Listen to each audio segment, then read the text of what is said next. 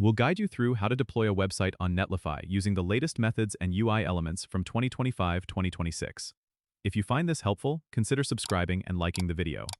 First, go to the Netlify website and log in to your account.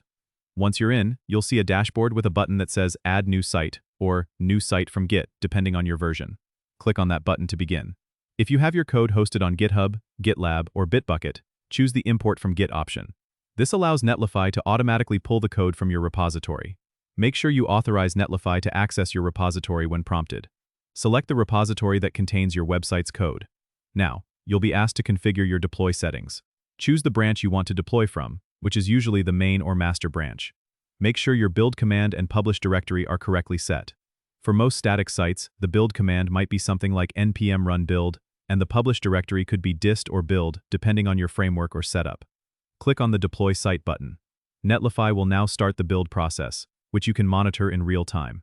You'll see logs showing exactly what's happening during the build.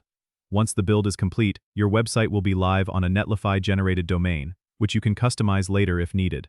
To make changes, you just push updates to your repository and Netlify will automatically redeploy your site. This streamlined process makes it super easy to manage updates and ensures your website is always up to date.